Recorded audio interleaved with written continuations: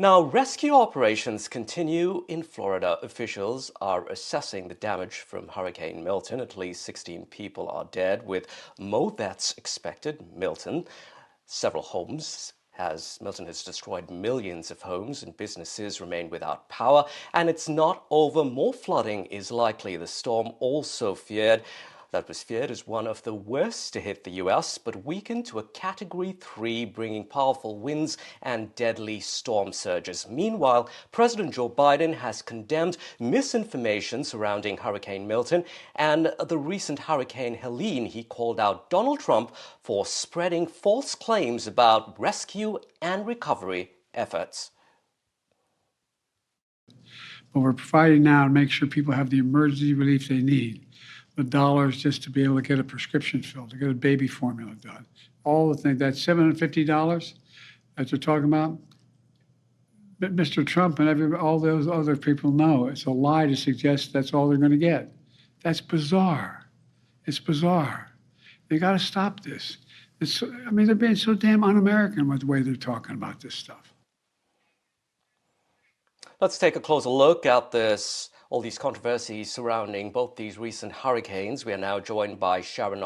She is a political science professor at the University of Florida. She joins us from Gainesville. Now, Sharon, Gainesville is situated inland from Florida's Gulf Coast, so you weren't in the direct path. But what was it like? Heavy rains and strong winds. How's it been for you and, of course, for people elsewhere that you would know across Florida? It's been very stressful because this came right after Helene. So we were still recovering from Helene. Many of us experienced power outages who were inland, but this storm was in some ways much worse in the sense that there were several tornadoes. And that's something that typically doesn't happen very often. There's always the possibility of a tornado with a hurricane, but it usually doesn't happen in Florida. And that has destroyed a lot of communities that are south of us. There were some power outages, but not as many as before. But just dealing with the anxiety of your students, many of my students even have families that are in the areas that were most affected, and they're having difficulty making it through the semester. So as professors, we already had to make a lot of changes in our classes because of Helene, and now we've had to make additional changes and still trying to find a way to help our students stay in school so that they won't have to drop out. So the whole thing has really been just devastating, and hurricane season isn't even over yet. Yeah, Sharon, I'm glad you're safe and, sharing those little stories that we don't really think about, like, reworking schedules for students, so many little stories that we've been hearing over the course of the days, and also seeing those horrific pictures coming through. Now, Sharon, Trump has been spreading false information about the Federal Emergency Agency, saying things like victims will only receive $750 payments, even wrongly claiming money has been diverted from undocumented immigrants, basically bringing in the whole southern border issue. How exactly can misinformation like this be a problem for relief workers? It can be a huge problem because there are a lot of people are still scared. There's still a lot of anxiety.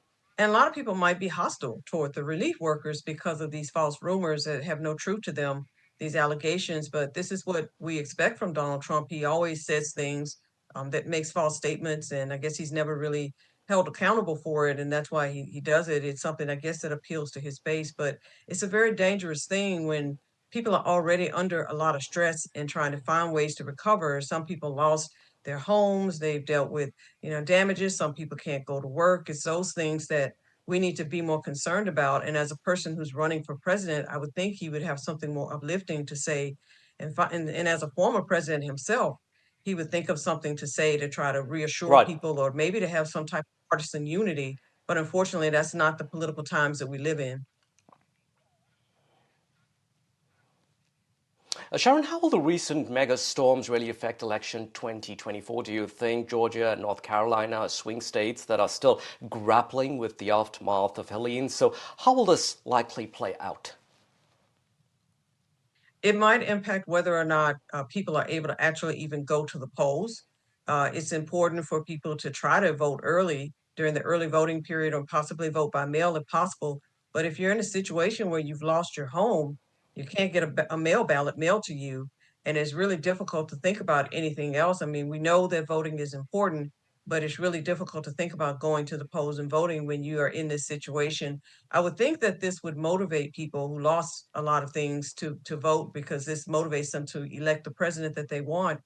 But it is something that could impact the election. It already has been ruled, especially in Georgia, that there will not be a delay in the deadline for voter registration because of what the impact of the storms there. So I think that this is something that will possibly have an impact, and in an Right. election that's supposed to be as close as this one, it can definitely have an impact.